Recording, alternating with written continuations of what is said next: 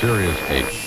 Hey, no sunshine. Check. 1, 2, 3, 4. Going out. Check. So you want me to start? Yeah, Anytime? let's All right. go ahead. Hey, hello there. Ain't no sunshine. The headline to come out of this afternoon, I'm sure, is Alan Strike. Is he still alive? Yes, I am, and still going mediocre. I'd say mediocre at best. And thank you, Sharm Hansen, for that mediocre at best introduction. So here I am at the Rotary Club, the premier club of Elkhart. The Rotary, I understand, over 100 years old. This club, 101 years old. Wow, and as I look around, some of the members have been here from the very beginning, haven't you? But I will say one thing about the Rotary Club lunch. It's a lot better than some of the other service clubs I've attended in recent months. And that's important to me because that's part of my compensation now since I've retired. I'm sort of like that guy in the corner you see, will work for food. That's me, will work for food. So I appreciate a good lunch. And I don't need that kind of stuff from you, Mel. Now, I want you to know, I'd like kudos to the club, too, for everything that you have done, that you are doing, and that you will do for the community of Elkhart, because you are appreciated and you do good work. I want you to know I'm not in my comfort zone in front of an audience. I spent the better part of 50 years in a fairly small room, all by myself, talking into a microphone, so sensing a potential disaster today, I'm having it filmed. So there's a possibility there will be film at 11. My talk today has absolutely no redeeming social value whatsoever. I'll be reading most of it. Couple of reasons. First of all, I don't have a teleprompter like those TV people. And even with a teleprompter, obviously I'd still be reading it, but it wouldn't be quite as obvious.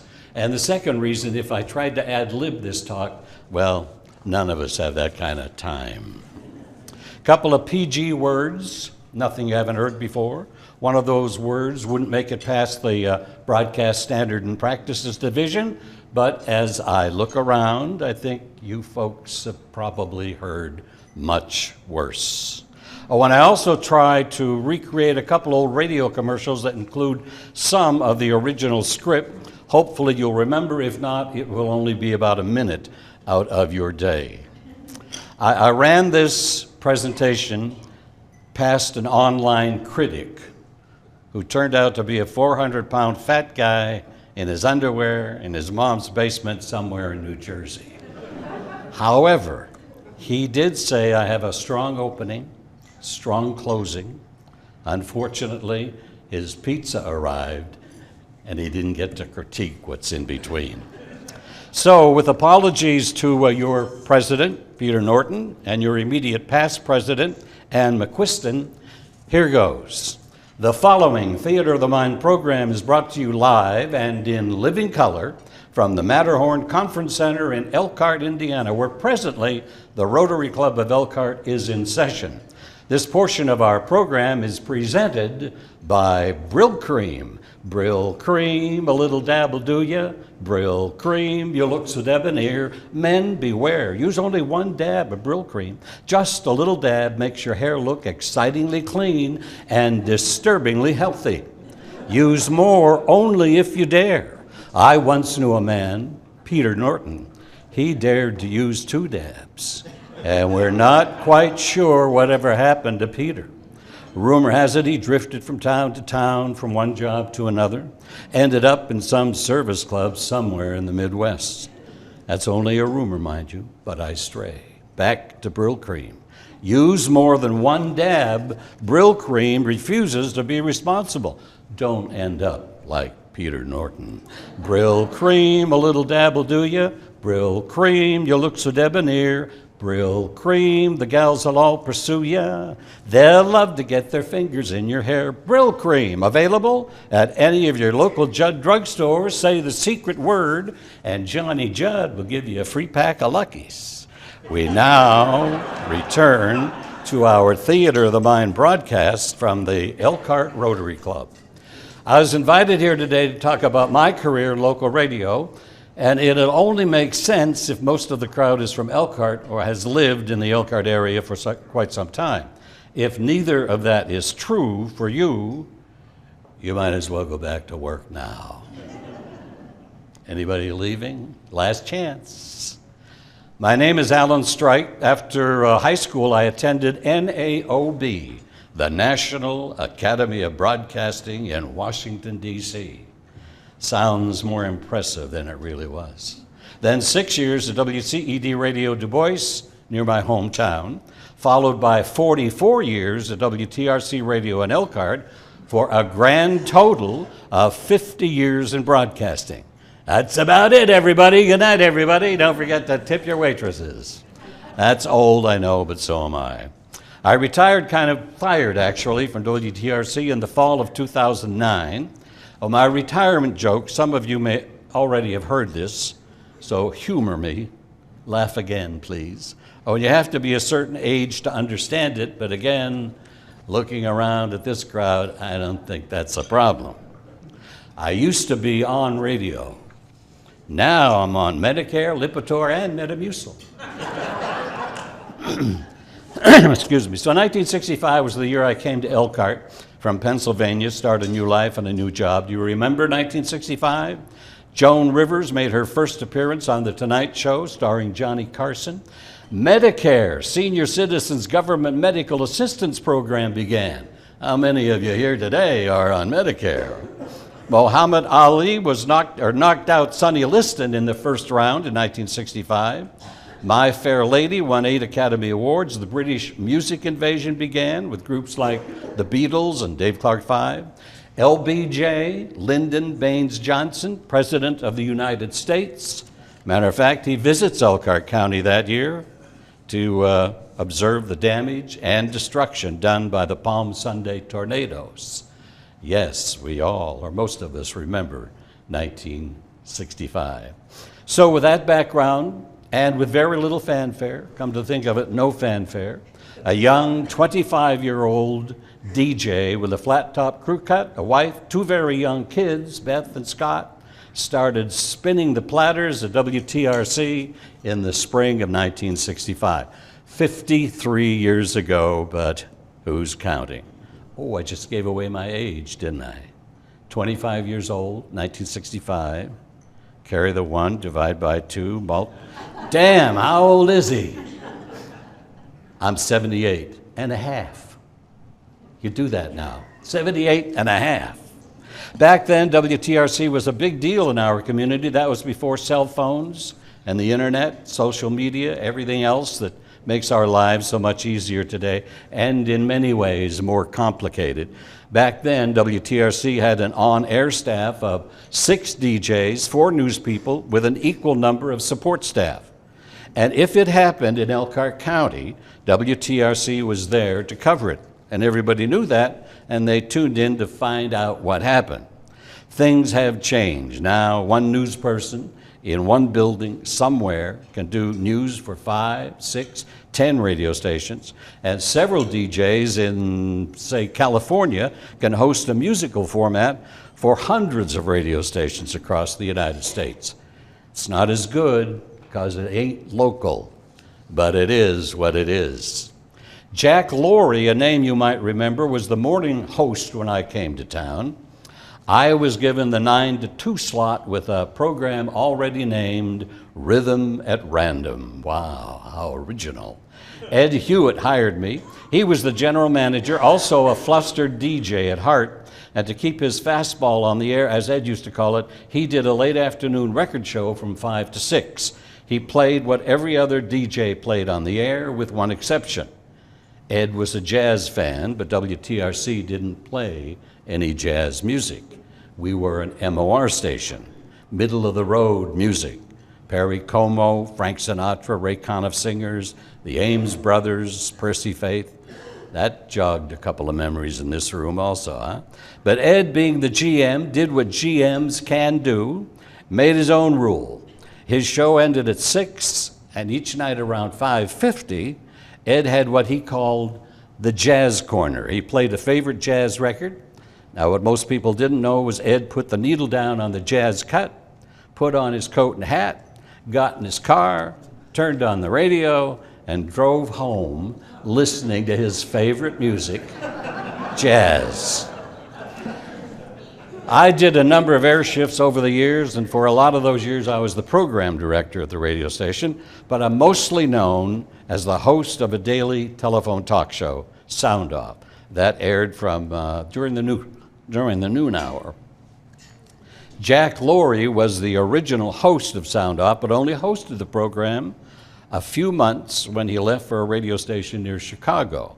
So in the fall of 1966, I took over the daily Sound Off telephone talk show and listened to the pulse of the community along with all the bitches and complaints for the next 34 years.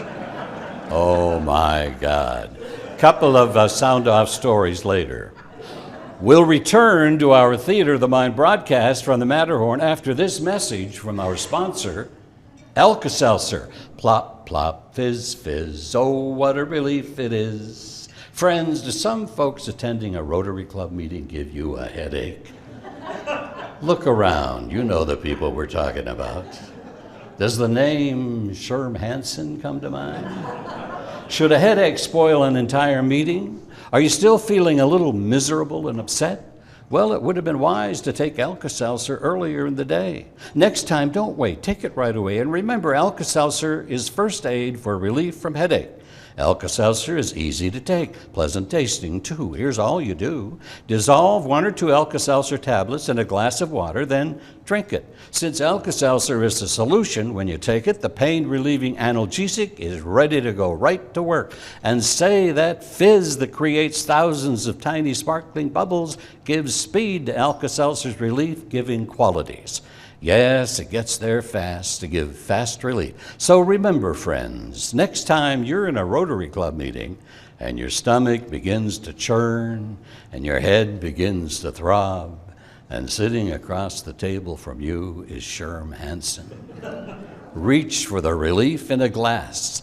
Alka-Seltzer. You worked too hard, you ate too much, the cheesecake made you queasy. Let your aching head and stomach hear this message from a friend of old Speedy. Alka-Seltzer, plop, plop, fizz, fizz, oh, what a relief it is. Plop, plop, fizz, fizz, oh, what a relief it is. Those speedy bubbles relieve your upset stomach and headache fast. For acid indigestion alone, Alka-Seltzer Gold. Oh, what a relief it is. What a relief. Available at your local Alex drugstores. Tell Nafe Sherm Hansen sent you. We now return to our Theater of the Mind broadcasts of the Elkhart Rotary Club from the beautiful Matterhorn Conference Center. Jack Laurie didn't last but a couple of years at that station near Chicago. Management near Chicago was not like management in Elkhart. I remember Jack telling me one of the news vehicles at that station, as far as a business write-off was concerned, was a silver Rolls Royce. It never covered one news story, and the station manager monitored all phone calls in his office.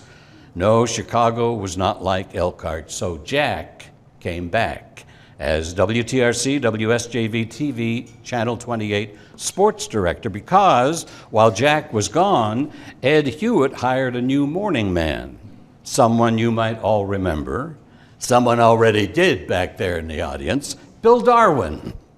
Couple of dates here to remember. I came in 65, Bill in 67, and we were both fired in August of 2009. Although we were both only working part-time at the time, and obviously we were old enough to retire. 44 years for me, 42 years for Bill, a combined 86 years of service on WTRC Radio. And you won't believe the party they threw for the two of us when we left. You won't believe it, because there wasn't any party. No cakes, no cookies, no party. Oh yeah, I'm still steamed about it. We lost Bill May 7th, 2014, and the following is part of my eulogy at his funeral. Bill and I would get mixed up by the public from time to time. I know that's hard to believe, but it did happen. I do have a nose, I do wear glasses, and I do have hair. But I never had that hair, I never wore those glasses, and I definitely don't have that nose. But Bill used to say, "Hey, Alan, if it wasn't for my nose and these glasses, nobody would recognize me." On those occasions, when we did get mixed up by the public, we would always say, "Well, at least you got the right radio station." Since our retirement, we did get together for lunch about every 5 or 6 weeks with former WTRC staffers. Last time I saw Bill was at Dingus Day down at the Knights of Columbus. We weren't sitting together, but we did exchange a few words when we saw each other. Sitting across from me, down a couple of seats, was an older couple, about my age. And recognizing me, they started talking about WTRC, remarking how much they missed WTRC. And the woman specifically said she missed me on the radio, used to listen to me all the time. And after exchanging a few more pleasantries about the good old days, she asks, "Whatever happened to Alan Strike?" And not missing a beat, I said, "Oh, he died a few years ago. He was hit by a train. It was tragic." "Oh, how awful," she said. I agreed. Then I confessed, "Just kidding, I'm Alan Strike." And Bill Darwin is sitting right over there. The radio station had a long association with Special Olympics. In 1981, we took a small group of Special Olympians in the Rainbow Express, the station mobile unit, to the Indy 500 track and field event. Tom Sneva was our captain for our team, and he won the race the next week. Locally, we helped Special Olympics track and field meets at Memorial here in Elkhart. I was the announcer. Bill Darwin was the hugger. Chamber of Commerce Beautification Committee, the radio station was always involved in that. The Beautification Committee each year would come to the radio station with what they thought was a prepared song to record. It was awful. They recorded it, but we played it on the radio because it was for city beautification, and we were the local radio station. I have my own corner downtown. Well, I share it with Darwin at the corner of Marion and 2nd Street. It's the honorary Darwin Strike Corner. Long association with the city of Elkhart. I spent probably almost 40 years on Island Park during Rhapsody in Green. Numerous other city events I hosted. 4th of July, Winterfest, Labor Day parades, park concerts, New Year's Eve kazoo contest. We used to do a live broadcast from the Civic Plaza on New Year's Eve, waiting for the clock to go up, the clock tower. We had a heart that went up to the clock tower, and then fireworks went off, and we played Old Lang Syne. But during that hour, we had a kazoo contest. It was ridiculous, but anybody could play a kazoo. One person, two people, a trio, a whole family, but we wasted the time till we got to the fireworks, and then broadcast the fireworks on radio. Think about that. 2008, the Elkhart Sesquicentennial. I recorded over 500 people, probably some of you folks in this room, celebrating the Sesquicentennial. I was the MC at 14 events over a 3-day period, most involved and most gratifying. If it happened in and around Elkhart, WTRC was involved. For a period of time, we even broadcast the Tuesday night municipal band concerts live on the air. Of course, it helped that I was the announcer for the band and worked at the radio station. For a number of years, we broadcast live music all weekend from the Jazz Festival. Bill and I emceed stages. I'm still the announcer for the municipal band every Tuesday night through the summer, still MC at the Jazz Fest. And a week ago Saturday, I was the MC at the Elkhart Black Expo Parade. I'm still getting her done. During its day, WTRC was the go-to radio station in Elkhart County. We were it. Bill Darwin, Jack Laurie, Alan Strike, a lot of other names, too numerous to mention, but I'm sure you'd recognize operative words there. During its day is past, and it ain't coming back. Now, I don't know where you get your local news. Of course, the TV stations have some local news, but you gotta admit they're located in South Bend. Their priority is over there. So I would recommend that you continue to support one local news outlet we still have, That's the Elkhart Truth. I know it's not the newspaper of old, but it's still a source for local news, including those ever important obituaries. Now let me take just a couple of minutes to talk about the program Sound Off, the telephone talk show during the noon hour. We covered every kind of subject, from the Vietnam War, Save the County Home, garbage collection, everything in between. It was a small town, over the back fence kind of talk show. The program was aired on a 7-second delay because you never knew what someone would say. Plus, the station had to be protected from getting sued. In a larger town radio station, there would be an engineer, a producer, a call screener, and a host for a program like Sound Off. In smaller towns like Elkhart, I was the engineer, I was the producer, I was the call screener, and I was also the host. So there was a lot of responsibility, and I'm proud to report 34 years of doing Sound Off, WTRC never got sued. Sound Off relied on its regulars to call. The phrase, "a no sunshine," grew out of my desperation for a caller. They say, I don't know whether it's still true today, but about 2% of a listening audience will call a talk show. Well, the listening audience of a small town radio station ain't that big to begin with. 2% of that audience is minuscule. So there were times when I was looking at the phones and there was nobody calling, and out of desperation came a no sunshine. 295-2110 is the number. Something you'd like to talk about, give me a call. A no sunshine. And it became sort of a habit that the regulars said, oh, Alan doesn't have anybody to talk to. So they would call, bail me out, like people like Burn Barrel, Virginia. She got her nickname because she was fed up. She could no longer put a barrel in her alley to burn her garbage. That was Burn Barrel, Virginia. Evelyn, who lived in the hole down off Vistula Street, was a regular caller. Earl Fields, Earl the Pearl. Al Foreman. Al Foreman called Sound Off once a week for 34 years, talking about the John Birch Society. Shipshawana Nancy, another regular. Rosie Eads, Ambrosia, Martina Frechette, and Crazy Pat. Crazy Pat was a friend of the DJ. No, not that kind of friend. Not that kind of friend. She clipped clippings out of the newspaper, out of Reader's Digest, anywhere, and little interesting things, and she'd stuff them in an envelope. And about every month or so, all the DJs, the announcers, would get an envelope just stuffed full of little thought starters, things they could talk about on the air. And she reminded me one time, a few years ago, Alan, she said, do you remember the time I was in the hospital and you DJ sent me a nice card with get well wishes? It was so nice, along with a dead plant. I said, no, I don't remember it, but I believe we would have done that. Mike Maloney was also a regular caller on Sound Off. He appeared with every season change. And when I came to town in 1965, Mike already had a program on the radio station, 11:45 Saturday morning, called Down to Earth. And Mike talked about whatever was going on in the lawns or shrubs or whatever. And he always had a solution, and that solution was available to buy. Not at Martin's Pet and Garden Center. He never mentioned Martin's Pet and Garden Center.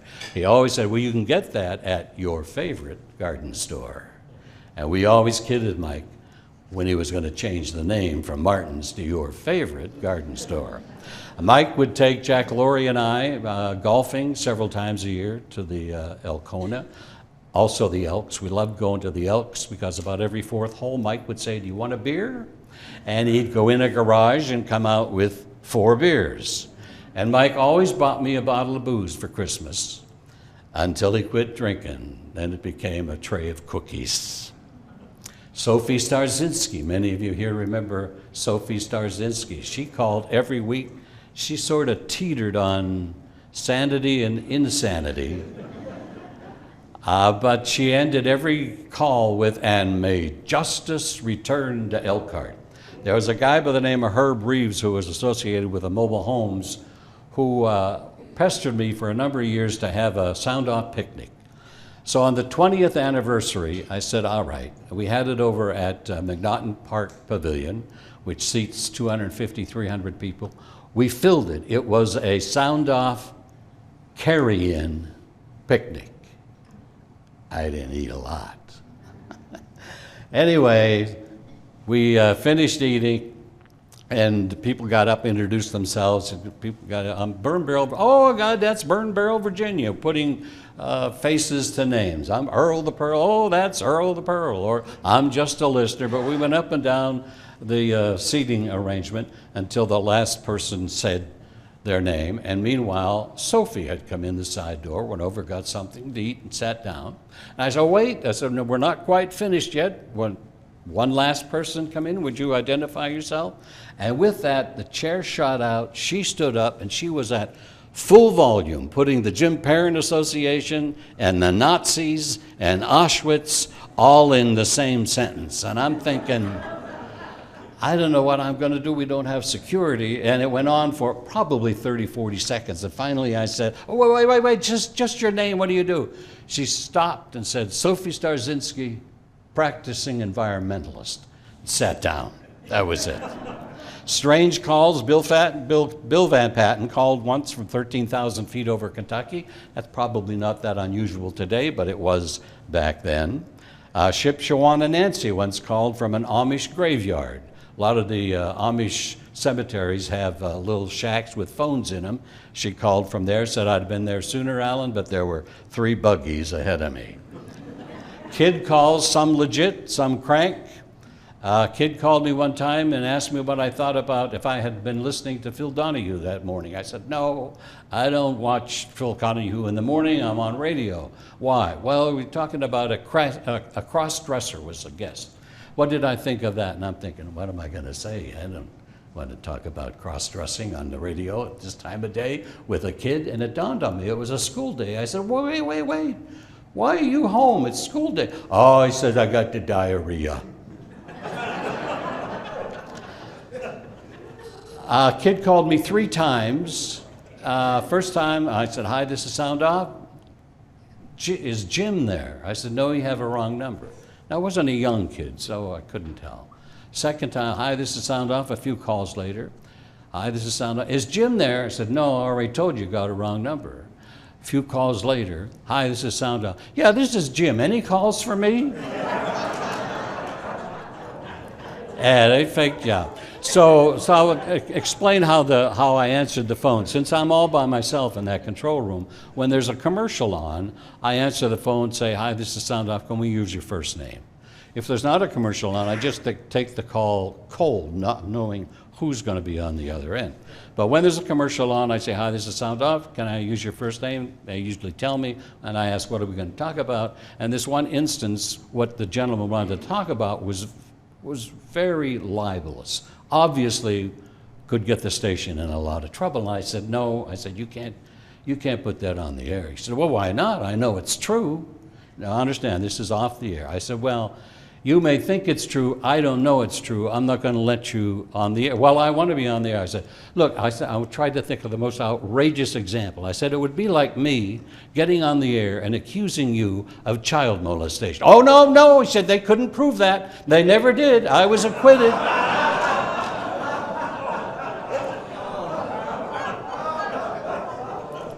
And I'll tell you how the 7-second delay works. I wear a headphone.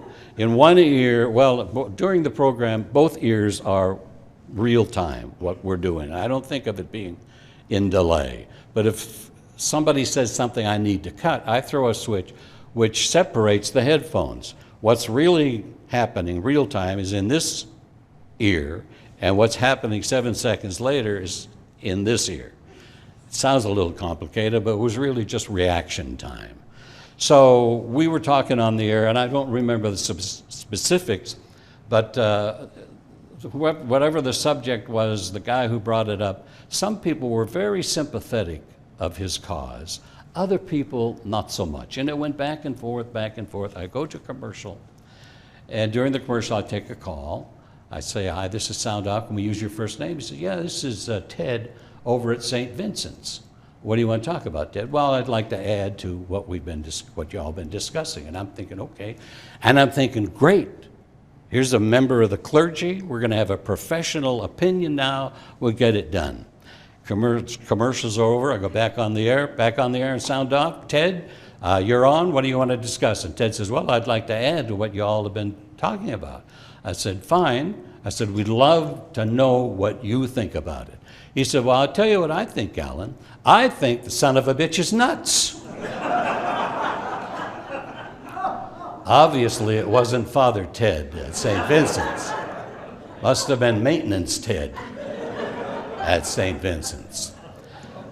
One final story about using the delay and saving some embarrassment. Crazy Pat.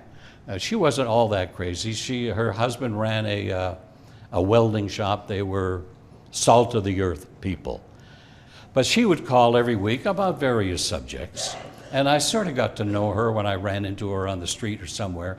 And she lived out off of Fort Wayne Road. And one day I'm driving past. I thought, well, I'll just stop and say hello to Pat. She lived off the road, maybe, I don't know, several hundred feet. So I drove back. I'm in the station vehicle. And there's a circular driveway. She's in the middle of the circle in her flower garden.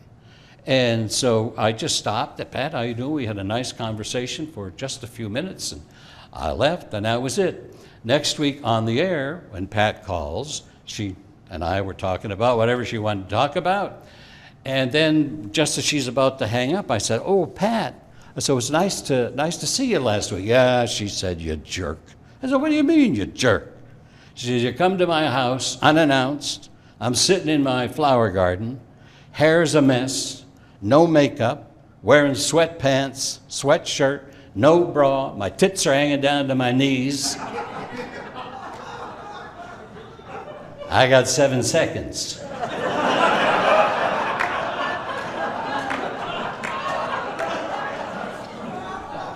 Well, I'm happy to report Pat's girls were not exposed on WTRC that day. Listen, I'll end today with one final commercial that you can help me with. Campbell's soup. Are you ready? On 3. 1, 2, 3. Good. Good. That's what Campbell's soup says. Good. Not so many years ago, friends, tomato soup and cream of tomato were unusual dishes, enjoyed very much but not very often. Today, of all the soups in the world, tomato soup is the one most often served. Not split pea, not bouillabaisse, and not lobster bisque. No, the most popular soup is tomato soup. And not because women have taken to making tomato soup frequently. No, on the contrary. New housewives like Ann McQuiston never attempt it anymore. There's just one reason for tomato soup's popularity, and it is this: the magic, matchless flavor of Campbell's tomato soup. There's a lively verve, exacting zest about the flavor that people take to at lunch and come back to enjoy again and again. So this soup is a happy choice for the main dish at lunchtime or at supper, and it's also a fine way to start the day's main meal. Serve it sometimes, too, as cream of tomato with milk instead of water. Oh, what a surprise that'll be for the family. So take it from Ann McQuiston. You can always be sure it will be received with pleasure, because this, of all soups, is the one people like to have most often. Campbell's tomato soup. On 3, help me out now. 1, 2, 3. Good. Good. That's what Campbell's soup says. Good. And that's the way it is for Monday, August 6, 2018. I'm Walter Cronkite. Good night, Chet. Good night, David. Good night, John Boy. Good night, Mrs. Calabash, wherever you are. Thank you.